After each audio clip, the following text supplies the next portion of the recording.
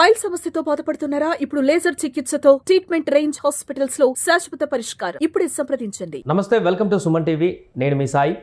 ఆంధ్రప్రదేశ్లో డిఎస్సి ప్రకటన రాబోతుంది. దీనికి సంబంధించి ఎప్పటి నుంచి ఎదురు చూస్తున్న విద్యార్థులందరికీ కూడా ఒక శుభవార్త అని చెప్పొచ్చు. నేరుగా ముఖ్యమంత్రి చంద్రబాబు నాయుడు గారే దీనిపైన ప్రత్యేక శ్రద్ధ వహించడం పట్ల ఇప్పుడు అందరూ హర్షం వ్యక్తం చేస్తున్నారు. దీనికి సంబంధించి పూర్తి డీటెయిల్స్ తెలుసుకుందాం. మనతో పాటు Suman TV news chief editor Keshav గారు ఉన్నారు. సార్ నమస్తే. నమస్తే. సో ఆంధ్రప్రదేశ్ ప్రభుత్వంలో ఎట్టకేలకు డిఎస్సి నోటిఫికేషన్కి సంబంధించిన ఒక కీలక ప్రకటన అయితే వెల్లడైంది. కొంత లేట్ అయినా కూడా అభ్యర్థులు అయితే కొంత ఆశాజనకంగా ఉన్నారు.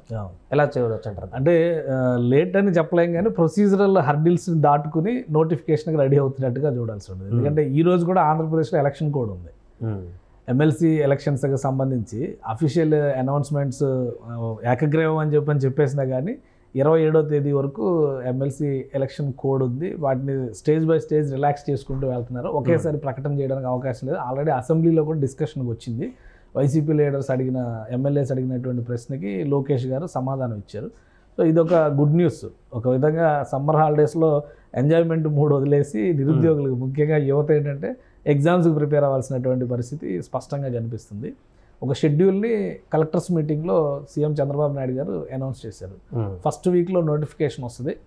జూన్లో స్కూల్స్ ఓపెన్ అయ్యేసరికి ప్రాసెస్ కంప్లీట్ అయిపోయి రిక్రూట్మెంట్ అయిపోవాలని చెప్పి ఆయన ఆదేశించారు. అంటే ఎంత టైం ఇస్తారు? ఎందుకంటే ఆల్రెడీ ఇది ప్రీ షెడ్యూల్డ్, ముందుగానే అనుకుని మళ్ళీ వాయిదా పడుతూ వచ్చింది కాబట్టి అందరూ ప్రిపరేషన్లోనే ఉంటారు. ఇమీడియట్గా ఫస్ట్ వీక్లో నోటిఫికేషన్ వచ్చిన తర్వాత 1 వీక్లో దానికి సంబంధించినటువంటి మిగతా ప్రాసెస్ అంతా కూడా మొదలవుతుందని చెప్పని ఆయన చెప్తున్నారు. వాళ్ళకి ఇచ్చేటువంటి ట్రైనింగ్ కూడా లాస్ట్ వీక్ ఆఫ్ మే కల్లా కంప్లీట్ అయిపోవాలి. June 2 నుంచి స్కూల్స్ ఓపెన్ అవుతున్నాయి. అంటే 10th క్లాస్కి టార్గెట్ పెట్టింది June 2. సో అప్పటికి టీచర్స్ అవైలబుల్ ఉండేలాగా డిసైడ్ చేయాలని చెప్పని ఆయన కలెక్టర్స్కే రెస్పాన్సిబిలిటీ ఇచ్చారు. ఇంకో విషయం ఏంటంటే డిఎస్సి అంటేనే Chandrababu Naidu is known for DSC. ఆయన చాలా సందర్భాల్లో ఉమ్మడి రాష్ట్రంలో కూడా ఇప్పుడు వాళ్ళు ఇచ్చిన ఆ మధ్య అసెంబ్లీలో రిలీజ్ చేసిన లెక్క కూడా 180,000 డిఎస్సి పోస్టులని భర్తీ చేసింది తెలుగుదేశం పార్టీ. ఇది ఆంధ్రప్రదేశ్లో, ఓన్లీ ఆంధ్రప్రదేశ్లో. తెలంగాణను కలుపుకుంటే ఎక్కువ ఉంటుంది, ఎందుకంటే అంతకు ముందర చాలా డిఎస్సీలు వేసింది. ఆ టైంలోనే జరిగింది. 2014-19 మధ్యకాలంలో కూడా తెలుగుదేశం ప్రభుత్వం అధికారంలో ఉన్న సందర్భంలో 16,000 డిఎస్సి పోస్టులు భర్తీ చేసింది. 19 నుంచి 24 వరకు ఏ డిఎస్సి కూడా నోటిఫికేషన్ రాలేదు. గ్రూప్స్ కూడా నోటిఫికేషన్ అయ్యి మళ్ళీ రకరకాల ఆటంకాలతో ఆగిపోయినాయి. సో ఇప్పుడు వీళ్ళు అనౌన్స్ చేసిన తర్వాత చంద్రబాబు నాయుడు గారు కూటమి ప్రభుత్వం వచ్చినాక చేసిన ఫస్ట్ సంతకాల్లో మెగా డిఎస్సి ప్రకటన కూడా ఒకటే. అయితే దానికి ఆ టెక్నికాలిటీస్తో వచ్చినటువంటి సమస్యలను పరిహరించుకొని ముందుకు వెళ్ళి ఒకేసారి వేయాలని చెప్పని లిస్ట్ అవుట్ చేసి 16,000 పోస్టులు 16,374 పోస్టులు ఐడెంటిఫై చేశారు. 371 అనుకుంటా మొత్తం ఐడెంటిఫై చేశారు. వీటన్నిటికీ కలిపి సెకండ్ గ్రేడ్ టీచర్స్, అలానే పీఈటీలు, వీటన్నిటిని కలిపారు. అందులో ప్రిన్సిపల్స్ ఇవి కూడా ఉన్నాయి. సో మొత్తానికి కలిపి ఈ నోటిఫికేషన్ రెడీ చేసే క్రమంలో ఎమ్మెల్సీ ఎలక్షన్స్ ఇట్లా వరుసగా స్టేజ్ బై స్టేజ్ కొన్ని నోటిఫికేషన్స్, కొన్ని ఎలక్షన్ కోడ్స్ రావడం, ఇవన్నీ కూడా డిలే అవుతూ వచ్చింది. ఇది ఇక ఫైనల్ అల్టిమేట్ డెసిషన్ కింద మనం చూడాల్సి ఉంటుంది. ఫస్ట్ వీక్లో అయిపోతే ప్రాసెస్ June 2 నాటికి టీచర్స్ భర్తీ కూడా జరిగిపోవాలి.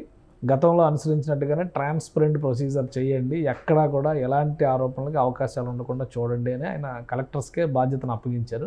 సో ఏ విధంగా ముందుకెళ్తుంది, విద్యాశాఖ రిలీజ్ చేసేటువంటి నోటిఫికేషన్ ఏ డేట్కి వస్తుంది, వరుసగా అన్నీ కూడా, ఎందుకంటే 31 ఉగాది తర్వాతే ఇవన్నీ జరుగుతాయని చెప్పని ఆయన క్లియర్గా చెప్పారు. ఫస్ట్ వీక్లో అంటే 1, 2, 3 తారీఖుల్లో రావచ్చు అనేది కూడా అంటే ఒక రకంగా అధికార వర్గాల నుంచి వస్తున్నటువంటి సమాచారం. 3 నెలల్లో నోటిఫికేషన్, ఎగ్జామ్, అలొకేషన్ అన్నీ జరిగిపోయేలాగా ప్రణాళిక వేస్తున్నారు. ఇది సాధ్యమయ్యే పని అంటారు? ఎందుకంటే డిఎస్సి నోటిఫికేషన్ అంటే కోర్టుకు వెళ్తుంటారు, ఏదో ఒక చిన్న లొసుకున్నప్పుడు వివిధ రకాల కారణాలతోటి కోర్టులోకి వెళ్ళి చాలాసార్లు పెండింగ్లు పడినటువంటి అంశం. రిజల్ట్ అప్పుడు కూడా ఉద్యోగాలు ఇచ్చేటువంటి సమయం కూడా 2008లో జరిగింది. మొన్న రీసెంట్గా వాళ్ళకు జాబ్ వచ్చినటువంటి పరిస్థితి, ఇలాంటి టెక్నికల్ ఇష్యూస్ వల్ల ఆగిపోతుంటాయి. సో 3 నెలల్లో ఇలాంటి ఇష్యూ లేకుండా పూర్తి చేసేటువంటి, అంటే 3 నెలలు కూడా కాదు, 2 నెలలే ఉన్నట్టు చూడాలి మనం. ఎందుకంటే ఏప్రిల్, మేనే, June 2 కల్లా ఆయన అపాయింట్మెంట్స్ వచ్చేసేయాలని చెప్పి అన్నారు కాబట్టి 2 నెలలే ఉన్నట్టుగా చూడాలి.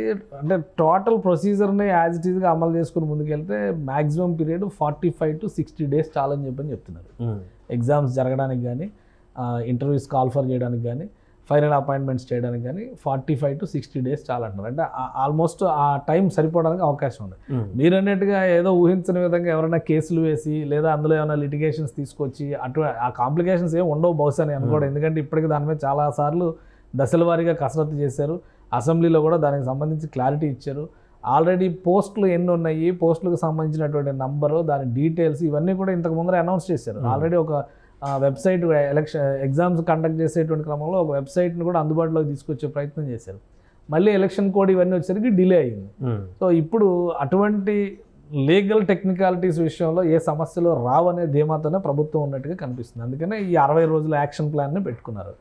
అధికారులకు బాధ్యత ఎందుకు అప్పగించారంటే రిక్రూట్మెంట్ ప్రాసెస్ జరగాలంటే మరి స్పీడ్ ఆఫ్ వర్క్ అనేది అక్కడి నుంచి జరగాలి కదా, స్పీడ్ ఆఫ్ డూయింగ్ బిజినెస్ అంటారు కదా, అది వ్యాపారానికి ఒక్కదానికి కాదు కదా, ప్రభుత్వానికి కూడా వర్తించాలి కదా.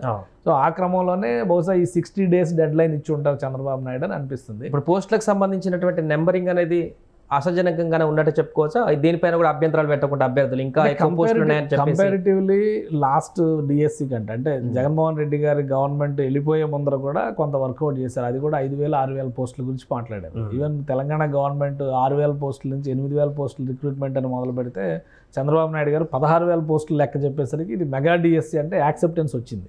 సో బహుశా 10-15,000 కంటే లోపు ఉంటే మెగా అని చెప్పడానికి అవకాశం ఉండేది కాదేమో. ఇప్పుడు ఉన్నటువంటి ఇవన్నీ ఎక్కడెక్కడ ఖాళీలు ఉన్నాయి అన్ని స్క్రూటినీ చేసిన తర్వాత 80% of recruitments in DSC Telugu Desam party హయాంలోనే జరిగిందని ఆయన గట్టిగా చెప్తున్నారు.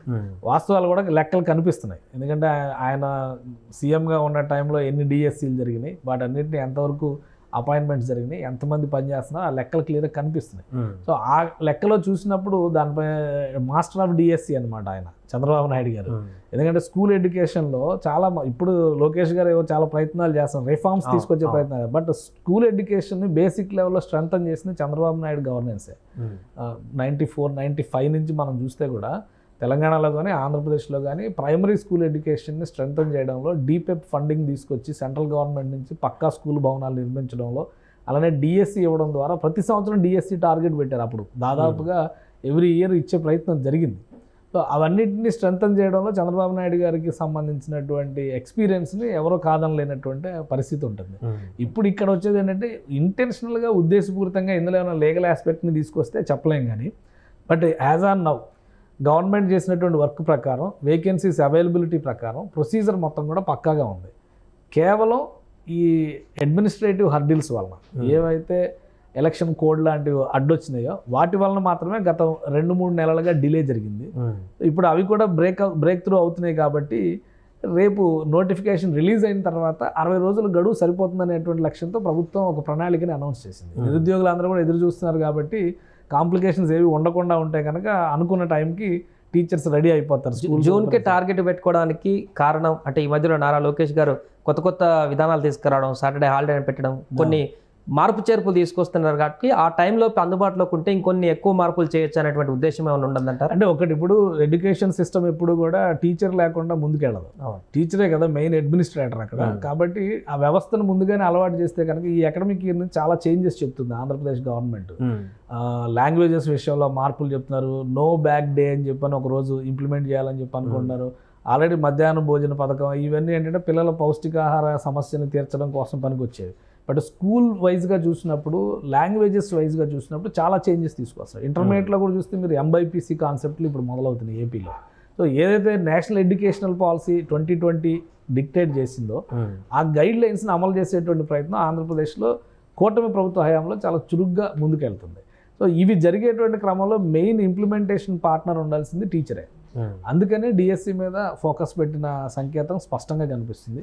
ప్రైమరీ ట్రైనింగ్లో వీటన్నిటిపైన వాళ్ళకు కూడా అవగాహన ఇచ్చేటువంటి అవకాశం ఉంటుంది. ఏపీ మోడల్ ఆఫ్ ఎడ్యుకేషన్ మేము దేశవ్యాప్తంగా ఒక రోల్ మోడల్గా నిలబెడతామని లోకేష్ గారు విద్యాశాఖ మంత్రిగా పదే చెప్తున్నారు.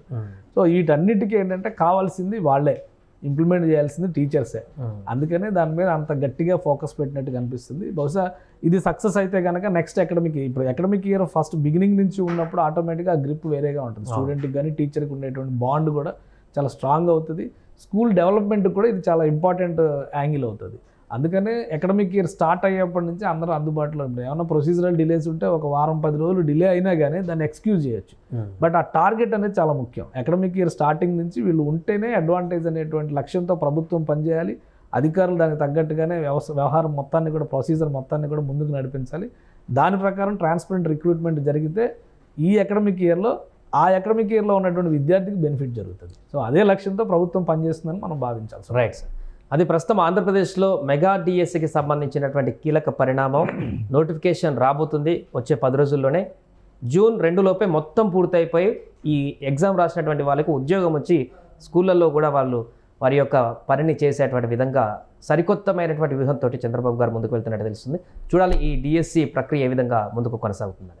సుమన్ టీవీలో మీ పర్సనల్ అండ్ బిజినెస్ ప్రమోషన్స్ కోసం కింది నెంబర్కి కాంటాక్ట్ చేయండి.